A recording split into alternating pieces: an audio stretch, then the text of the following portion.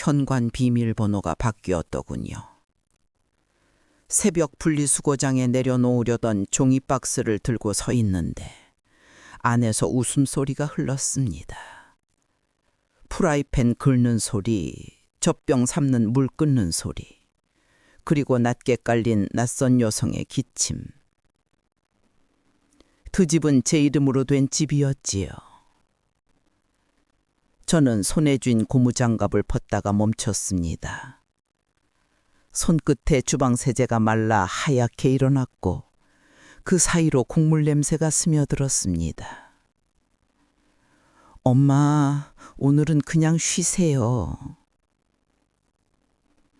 얼마 전까지만 해도 그 말이 위로로 들렸는데 이제는 문지방처럼 제 앞을 막고 서 있더군요. 한때 제 부엌이었던 곳, 제가 사고를 고아내던 냄비가 있던 자리에 다른 사람의 건조대가 놓였다는 걸 저는 창 사이로 확인했습니다. 종이 박스를 내려놓다 손목이 삐끗했고 박스 모서리가 발등을 스쳤습니다. 따끔했지만 소리는 내지 않았어요. 목구멍에 걸린 말들은 빨랫줄에 걸린 수건처럼 바람에만 흔들렸습니다. 저는 계단을 한 칸 내려섰다가 다시 올라섰습니다. 그날 제 마음도 그 계단처럼 흔들렸습니다. 그리고 서랍 맨 뒤 오래된 열쇠를 꺼내 들었지요. 올 봄이었습니다. 단지 벚꽃이 지던 날 아들이 종이컵 커피를 들고 왔지요. 엄마, 할인이 기어다니기 시작했어. 집이 너무 좁아. 그 말이 시작이었습니다. 저는 가스레인지 불을 줄이며 대답했지요.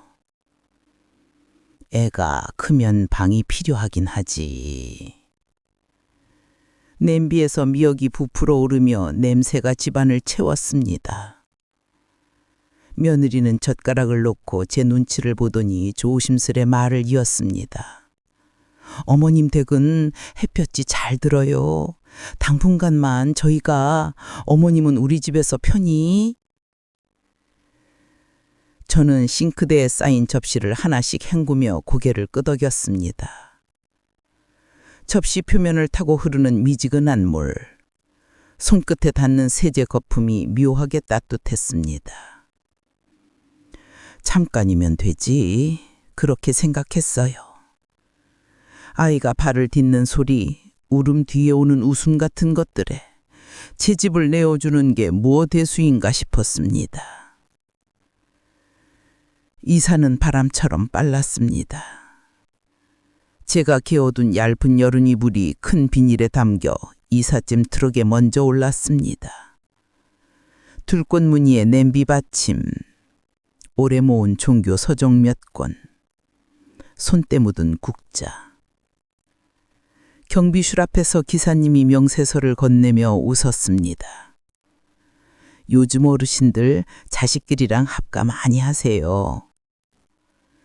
그 말을 듣고 저는 웃는 얼굴로 도장을 찍었지만 도장이 눌린 자리에 잉크가 번져 손가락에 묻었습니다. 붉은색이 아니라 검은색 잉크였는데도 이상하게 뜨겁더군요.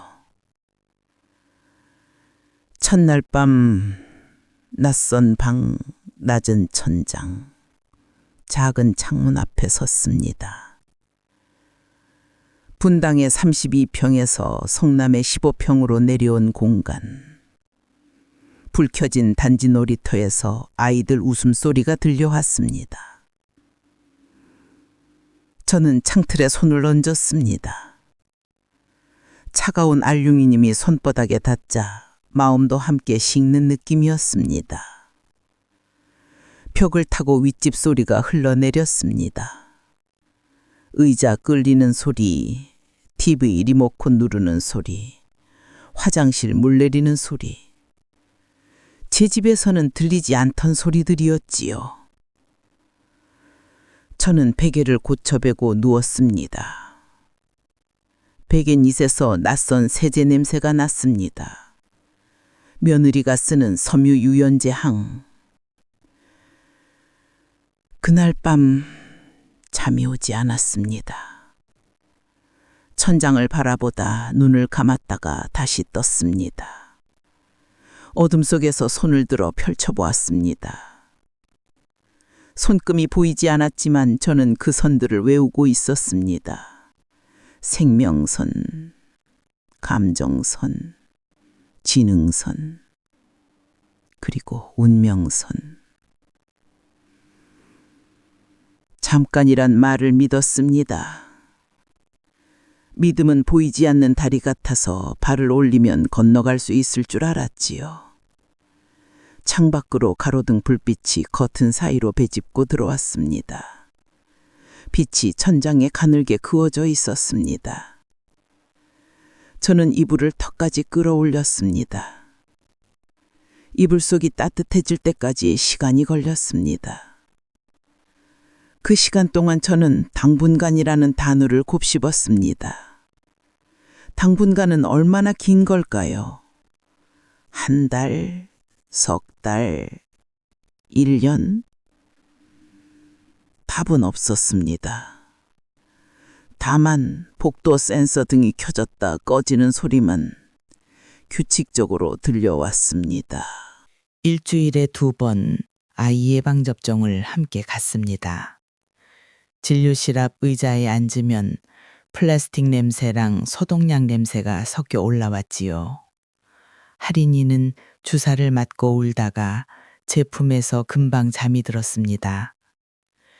며느리는 고개를 숙여 인사했습니다. 어머님, 역시 할머니 손은 약손이에요. 저는 에이, 다 그런 거지 하고 웃었지요. 아이의 숨소리가 제 가슴께에 닿았습니다. 작고 규칙적인 숨. 그 리듬에 맞춰 제 심장도 천천히 뛰었습니다. 그 무렵 며느리의 어머니, 그러니까 안사돈을 처음 제대로 만났습니다. 단지 앞에 카페에서였어요. 종이컵 뚜껑을 벗기며 그분이 말했습니다. 저희 집은 반지하라. 허리가 시려요. 햇볕 드는 집이 부럽죠. 저는 덤덤히 고개를 끄덕였습니다. 커피 위에 얇게 뜬 거품이 찬찬히 터졌습니다. 말 대신 그 거품만 바라봤지요. 그분의 말끝에는 부러움이 아니라 다른 무언가가 섞여 있었습니다. 기대? 계산? 저는 커피를 한 모금 마셨습니다. 쓴맛이 혀끝에 남았습니다. 전화가 점점 줄었습니다. 예전에는 아들이 퇴근길마다 엄마 뭐 하세요? 묻곤 했는데 이제는 일주일에 한 번, 통화도 짧아졌습니다. 바빠서 미안해. 그 말 뒤로 잠깐의 침묵이 이어졌고 저는 그 침묵을 접시 닦는 수세미처럼 조용히 쥐어짰습니다. 축축한 마음이 싱크대 배수구로 흘러내리는 것 같았거든요. 전화를 끊고 나면 손에 든 핸드폰이 유난히 차가웠습니다. 추석을 앞두고 저는 송편가루를 체에 내렸습니다. 새벽 5시 부엌에 고요가 내려앉았지요. 스테인레스 대안에서 따뜻한 물과 쌀가루가 만나며 냄새가 올라왔습니다. 손바닥으로 반죽을 치대는 동안 창밖이 조금씩 밝아졌습니다. 그때 아들에게 전화가 왔습니다. 엄마, 이번 명절은 그냥 조용히 지낼게. 뒤에서 들린 누군가의 기침 소리에 마음이 덜컥 내려앉았습니다. 그래, 몸 챙겨라. 그 말은 나갔지만 제 손은 반죽을 더 세게 주물렀습니다. 손가락 마디가 하얗게 질리도록. 가루가 손톱 사이에 끼었습니다. 물을 틀어 손을 씻었지만 가루는 쉽게 빠지지 않았습니다. 며느리네 작은 부엌에서 저는 송편을 혼자 빌었습니다. 동그랗게 만든 반죽에 팥소를 넣고 반달 모양으로 오므렸습니다. 1개, 2개, 10개. 숫자를 세다 보니 20개가 넘었습니다. 누가 먹을까요? 저 혼자서는 다 먹지 못할 양이었습니다. 찜기에서 김이 올라왔습니다. 하얀 김이 천장까지 닿았다가 사라졌습니다. 저는 그 김을 바라보며 앉아 있었습니다. 송편이 익는 시간 동안 부엌은 고요했습니다.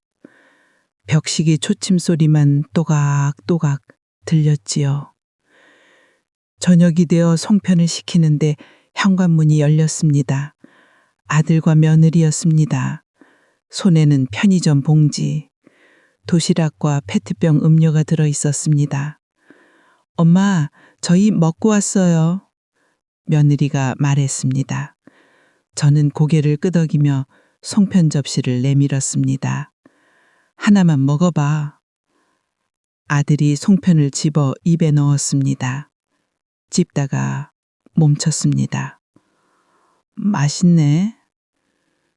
그 말은 진심이었을까요? 아니면 그냥 습관이었을까요? 저는 알 수 없었습니다. 다만 그가 2번째는 집지 않았다는 것만 알았습니다. 마트에서 우연히 며느리를 만난 날이었습니다. 카트에 물티슈와 분유가 가득, 그 옆에는 낯익은 약봉지가 있었어요. 몸살 난다더니 많이 나았구나. 제가 묻자 며느리는 잠깐 눈을 피하더니 네, 거의요 하고는 급히 계산대로 향했습니다. 계산대 위 플라스틱 바가 다음 손님 칸을 나누듯 우리 사이도 그렇게 깔끔하게 나뉘는 느낌이었습니다. 저는 제 카트를 밀며 냉동식품 코너를 지나갔습니다. 손잡이가 차가웠습니다. 냉기가 손목까지 올라오는 것 같았지요. 장을 보고 나와 비닐봉지를 들고 걸어가는데 봉지 손잡이가 손가락에 파고들었습니다.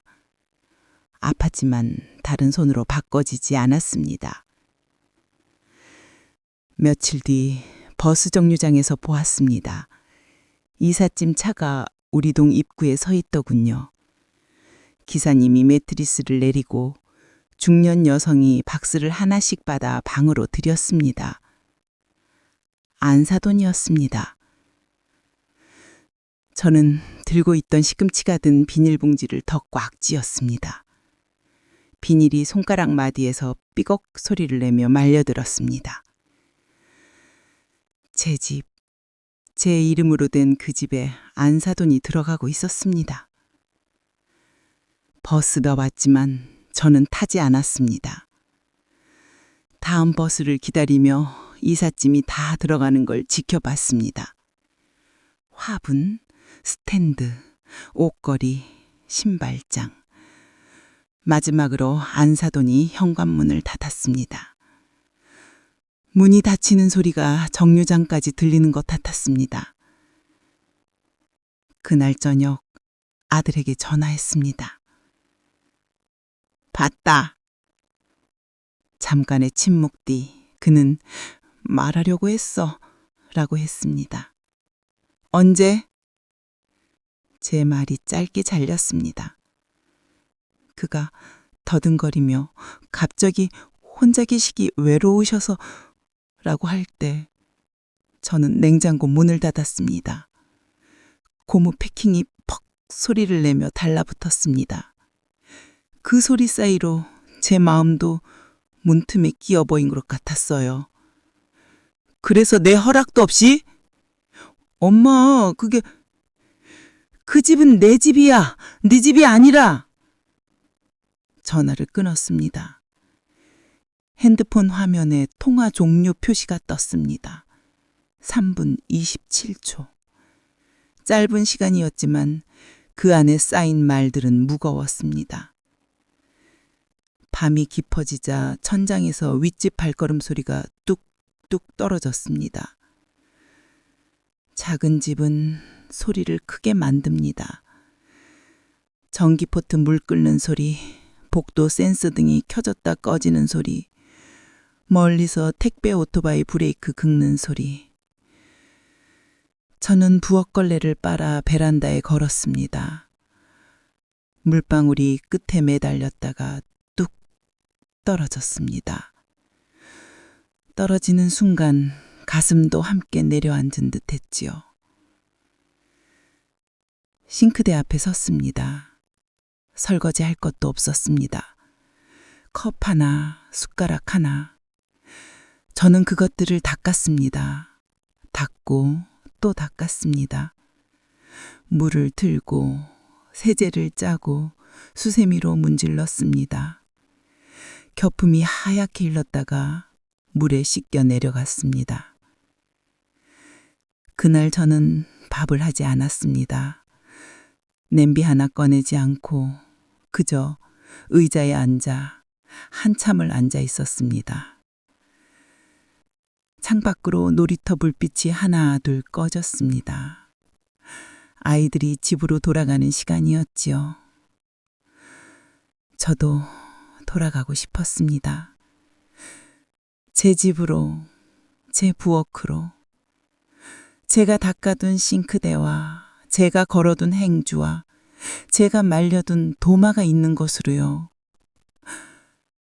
하지만 그곳에는 이제 다른 사람의 물건들이 있었습니다. 다음 날 아침, 저는 작은 수첩을 꺼냈습니다.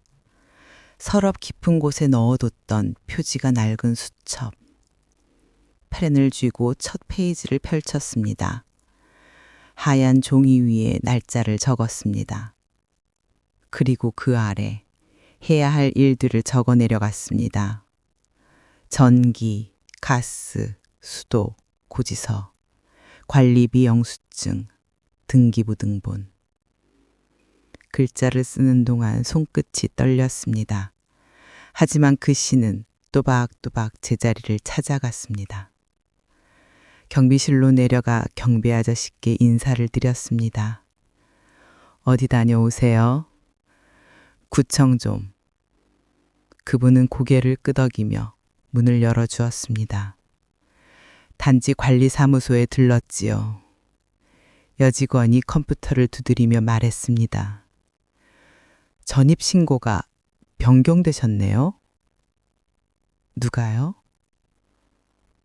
며느님 쪽 가족분. 단어들이 제 귀를 스쳤습니다. 전입신고, 변경, 며느님 쪽 가족. 저는 소리를 지르지 않았습니다. 대신 천천히 물었습니다.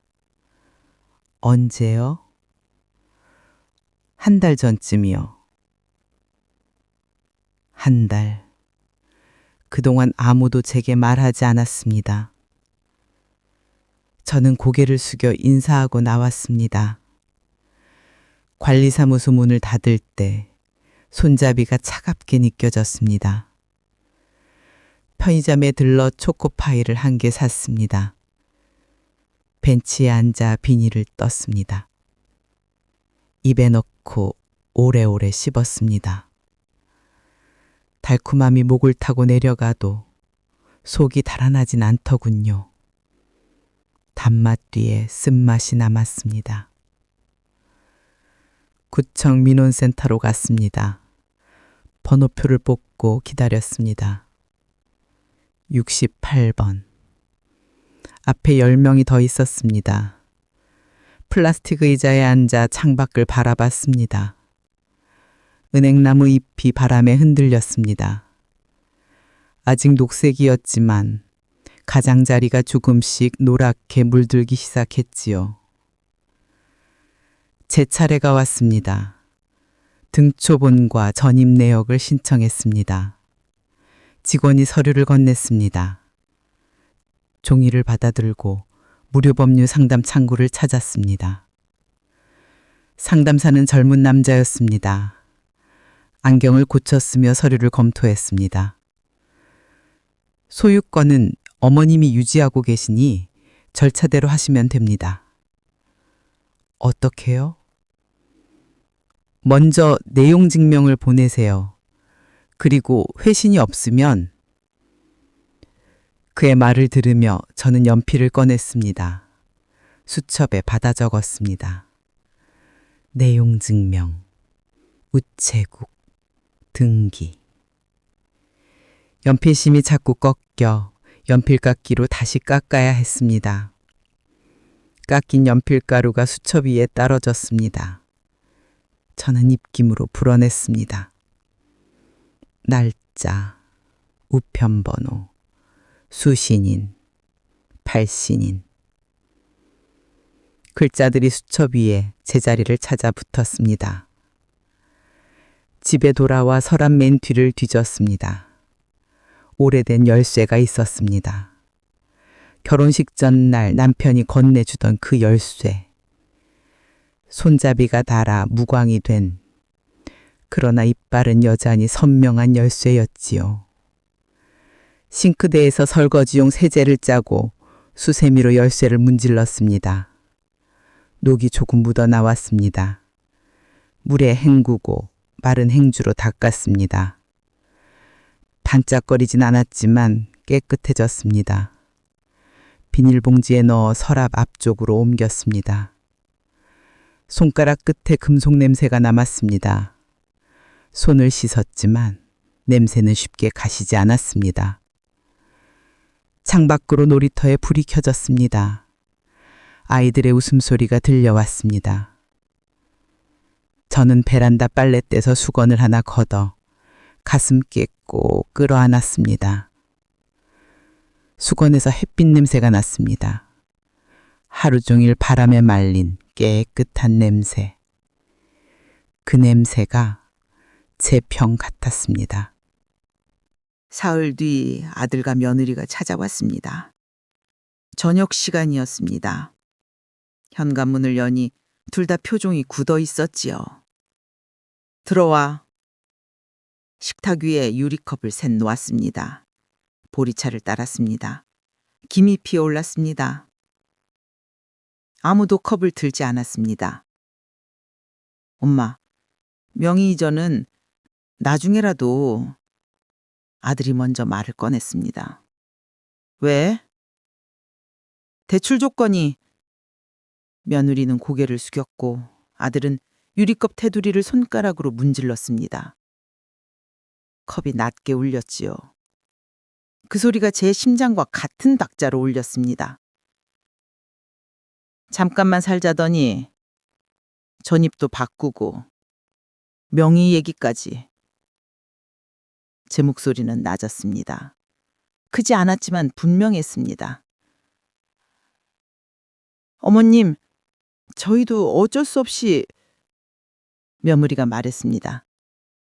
하지만 끝까지 말하지 못했습니다. 제가 손을 들어 멈추게 했으니까요. 어쩔 수 없다는 말, 편한 사람만 쓰는 말이야. 침묵이 내려앉았습니다. 냉장고 모터 돌아가는 소리가 유난히 크게 들렸습니다. 윗집에서 의자 끄는 소리가 들렸습니다. 멀리서 엘리베이터가 멈추는 띵 소리. 아들이 입을 열었습니다. 그럼 우리는 어떻게 해? 어떻게 하긴. 원래대로 돌려놔. 집이 좁아서. 그건 네가 해결할 일이지. 내 집을 빼앗을 이유가 안 돼. 빼앗는다는 말에 며느리의 얼굴이 하얗게 질렸습니다. 아들은 입술을 깨물었습니다. 저는 자리에서 일어나 부엌으로 갔습니다. 세탁기가 탈수를 하고 있었습니다. 드르륵 드르륵 소리를 내며 돌아갔습니다. 저는 그 소리를 들으며 싱크대에 기댔습니다. 생각해 볼게요. 며느리의 목소리가 들렸습니다. 작고 떨리는 목소리. 생각? 이미 다 해놓고? 제가 돌아서며 말했습니다. 둘은 고개를 숙였습니다. 나가봐. 오늘은 더 얘기 안 할래. 그들이 나간 뒤 저는 식탁 위에 유리컵을 치웠습니다. 보리차는 식어 있었습니다. 싱크대에 부었습니다. 컵을 씻고 선반에 올렸습니다. 그날 밤 며느리에게서 메시지가 왔습니다. 어머님, 어머님도 같이 지내요. 방 하나 비워드릴게요. 저는 손가락으로 액정을 쓸어내렸습니다. 화면에 묻은 지문이 줄무늬를 만들었습니다. 같이 산다는 말은 친절했지만 친절과 존중이 꼭 같은 말이 아니라는 걸 제 나이쯤 되면 압니다. 답장을 보내지 않았습니다. 대신 수첩을 펼쳤습니다. 다음 페이지에 새로운 항목을 적었습니다. 내용 증명 발송일, 회신 기한, 다음 단계. 이틀 뒤 그들은 패키지 여행을 떠난다고 했습니다. 3박 4일, 제주도. 아들이 전화로 말했습니다. 목소리에 조심스러움이 묻어 있었습니다. 그래, 조심히 다녀와. 엄마, 응? 미안해. 저는 대답하지 않았습니다. 미안하다는 말보다 행동이 필요했으니까요. 전화를 끊고 수첩의 다음 페이지를 펼쳤습니다. 241, 보관창고 주소, 내용증명 발송일, 공고문 문구. 글자들은 또박또박 제 위치를 찾아 앉았습니다. 저는 그 글자들을 한 줄씩 쓰다듬었습니다. 손끝으로 종이의 질감을 느꼈습니다. 연필 자국이 살짝 튀어나와 있었습니다. 글자들과 제가 같은 편이 된 느낌이었으니까요. 창밖으로 비가 내리기 시작했습니다. 빗소리가 창문을 두드렸습니다. 저는 그 소리를 들으며 수첩을 덮었습니다. 여행 둘째 날 아침, 저는 트럭 앞에서 모자를 눌러섰습니다. 새벽 6시, 단지 앞은 고요했습니다. 이사 기사님이 명세서를 보며 묻습니다. 어디로 모실까요? 여기 목록대로요. 저는 종이를 건넸습니다. 보관창고 한 칸, 그리고 안사돈의 예전 집 근처 공용 보관소 주소가 적혀 있었습니다. 확인 서류 있으세요? 여기요. 집행인관 입회 확인서, 내용 증명 4번, 등기부 등본, 종이들을 하나씩 건넸습니다. 기사님이 고개를 끄덕였습니다. 알겠습니다. 열쇠를 꺼내 문을 열었습니다. 오래된 열쇠였지만 자물쇠는 정직했습니다. 딸깍 소리와 함께 문이 열렸습니다. 현관을 들어서자 낯선 슬리퍼가 놓여 있었습니다. 저는 그것들을 비닐봉지에 담았습니다. 하나씩 천천히. 냉장고 위에 붙어있던 자석이 눈에 들어왔습니다. 행복은 작은 것에서. 저는 그 자석을 똑바로 붙여놓고 냉장고 문을 닫았습니다. 문이 닫히며 고무 패킹이 퍽 소리를 냈습니다. 부엌으로 들어갔습니다. 싱크대에 낯선 수세미가 있었습니다. 설거지통에는 제가 쓰지 않던 접시들이 놓여 있었지요. 저는 그것들을 하나씩 박스에 담았습니다. 부엌 문턱을 넘어가며 슬리퍼가 바닥을 스치는 소리, 커튼을 젖힐 때 나는 바스락거림, 모든 소리가 제 편에 선 듯 정직했습니다. 안방으로 들어갔습니다. 옷장을 열자 낯선 옷들이 걸려 있었습니다. 계절이 바뀐 옷들. 저는 그것들을 꺼내 여행용 가방에 넣었습니다. 옷장 깊숙한 곳에서 작은 상자가 나왔습니다. 열어보니 손톱깎이와 천주교 묵주가 함께 있었지요. 제 물건이었습니다. 저는 묵주를 하나를 굴렸다가 다시 상자에 넣었습니다. 이것은 제가 가져가야 할 것이었습니다. 기사님들이 짐을 날랐습니다. 침대 프레임, 서랍장, 옷가지, 그릇들, 트럭이 2번 왔습니다. 첫 번째 트럭은 보관 창고로, 두 번째 트럭은 안 사던 물건을 공용 보관소로 옮겼습니다. 오후가 되어 집이 비었습니다. 저는 걸레를 들고 바닥을 닦았습니다. 현관부터 시작해서 거실, 부엌, 안방, 작은 방. 걸레를 빨 때마다 물이 탁해졌습니다. 3번을 갈았습니다. 창문을 열었습니다. 바람이 들어왔습니다. 먼지가 햇빛에 반짝이며 흩어졌습니다. 저는 부엌 싱크대 앞에 섰습니다. 수도꼭지를 틀었습니다. 물이 흘렀습니다. 손을 씻었습니다. 차가운 물이 손목까지 올라왔습니다. 그날 저녁, 분리수거장 옆 고양이가 쓰레기 봉투를 건드리더니 달아났습니다. 저는 고양이가 사라진 어둠을 한참 바라봤습니다. 고양이는 어디든 자기 길을 알고 가더군요. 집으로 돌아왔습니다. 제 집으로. 빈 집이었지만 이제는 온전히 제 것이었습니다. 이사 목록의 마지막 줄에 사인을 했습니다. 펜촉이 종이를 지나며내는 거친 소리가 속을 긁어주듯 시원했습니다. 여행에서 돌아온 그들의 전화는 밤사이 20통이 넘었습니다. 저는 받지 않았습니다.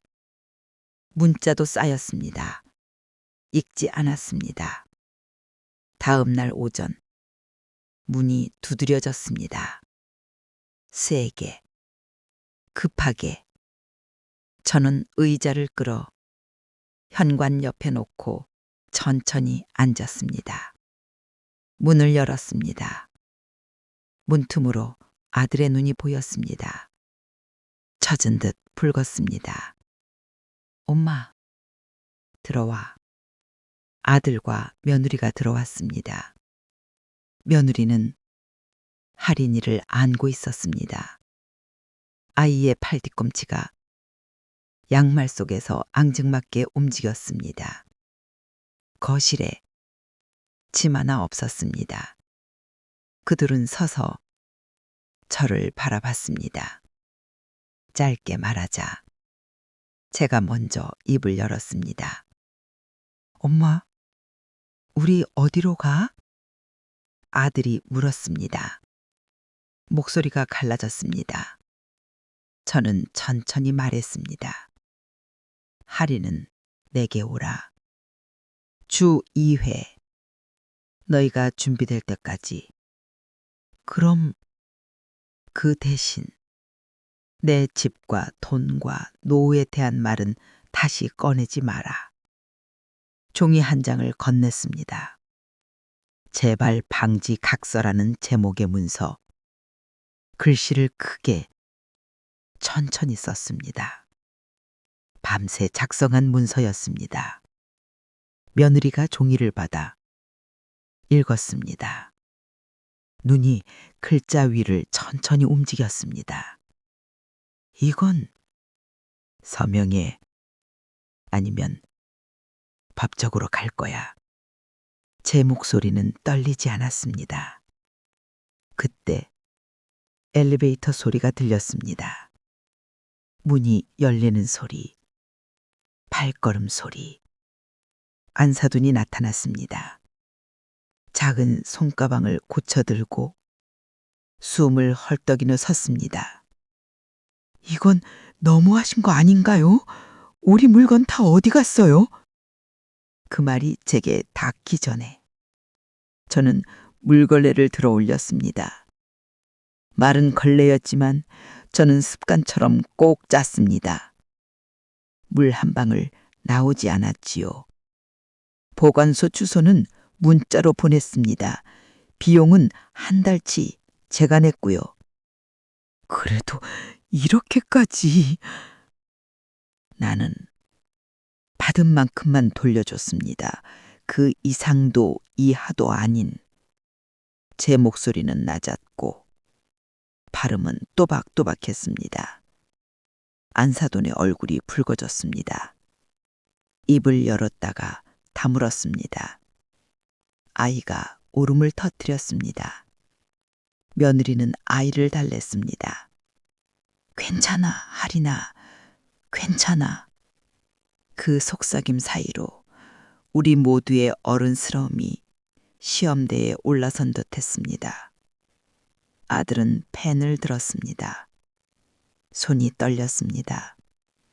종이 위에 펜촉을 댔다가 뗐다가 다시 댔습니다. 마지막 줄에 이르러 멈추었습니다. 엄마, 미안해. 그 말은 사과라기보단 부탁처럼 들렸습니다. 저는 대답하지 않았습니다. 대신 종이를 받아 파일에 꽂았습니다. 종이가 파일 안에서 사르륵 소리를 냈습니다.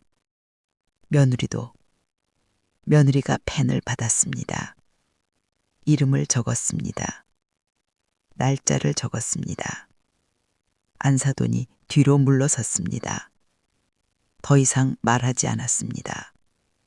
하린이는 이번 주 토요일부터 10시에 데려와 저는 일어나 부엌으로 갔습니다. 냉장고를 열었습니다. 텅 비어 있었습니다. 문을 닫았습니다. 이제 가봐. 그들이 나갔습니다. 현관문이 닫혔습니다. 저는 문고리에 손을 얹었습니다. 차가웠습니다. 하지만 이제 이 문고리는 제 것이었습니다. 창가로 걸어가 밖을 내다봤습니다. 그들이 단지를 빠져나가는 모습이 보였습니다. 작아지는 뒷모습. 저는 제 심장이 조금 가벼워지는 걸 느꼈습니다. 봄이 다시 왔습니다. 시장에서 달래 한 줌, 멸치 조금, 묵은지 반 포기. 장바구니가 손바닥에 눌리면 저는 손잡이를 바꿔줍니다. 오래된 습관이지요. 무거운 걸 오래 들고 있으면 손이 아픕니다. 하지만 바꿔주면 조금 더 갈 수 있습니다. 집에 돌아와 달래를 다듬었습니다. 뿌리를 자르고 흙을 털어냈습니다. 찬물에 헹궜습니다. 손끝이 시렸습니다. 봇물은 아직 차가웠으니까요. 된장을 풀었습니다. 된장 향이 퍼지면 저는 할인이 접시를 먼저 꺼냅니다. 토끼가 그려진 작은 접시, 작년 가을 아이가 처음 왔을 때 산 접시입니다. 주말마다 할인이는 옵니다. 토요일 10시 문이 두드려지면 저는 앞치마를 고쳐 입고 문을 엽니다. 아이는 저를 보면 웃습니다. 이가 8개 났습니다. 할머니! 아이가 제 다리를 안습니다. 작고 따뜻한 체온이 전해집니다. 며느리가 가방을 건넵니다. 기저귀, 물티슈, 여벌 옷. 저는 받아 현관 신발장 위에 놓습니다. 5시에 데리러 올게요. 천천히 와. 저녁 먹고 가도 돼. 아니에요. 어머님도 쉬셔야죠. 며느리는 예정보다 말이 조심스러워졌습니다. 저도 예전보다 말을 아낍니다. 필요한 말만 합니다. 그게 편합니다. 할인이와 부엌에 섭니다. 아이는 싱크대 앞 의자에 앉아 물이 흐르는 걸 봅니다. 배수구 덮개 위로 물이 돌며 내려갑니다. 할머니, 물이 노래해. 아이가 말합니다. 저는 미소 짓습니다. 그래, 노래하네. 아이는 물의 소리를 노래라고 부릅니다. 저는 젖은 앞치마 끈을 고쳐 묶습니다. 아이가 숟가락을 휘저을 때 나는 번쩍어온 소리도 이제는 제게 음악처럼 들립니다. 점심을 먹고 낮잠을 재웁니다. 아이의 숨소리가 고릅니다. 작고 규칙적입니다. 저는 아이 옆에 누워 천장을 봅니다. 햇빛이 커튼 사이로 들어와 벽에 무늬를 만듭니다. 이런 시간이 좋습니다. 조용하고 평화롭습니다. 5시가 되면 문이 두드려집니다. 며느리가 왔습니다. 아이는 신발을 신으며 저를 돌아봅니다. 할머니, 또 올게. 그래, 또 오렴.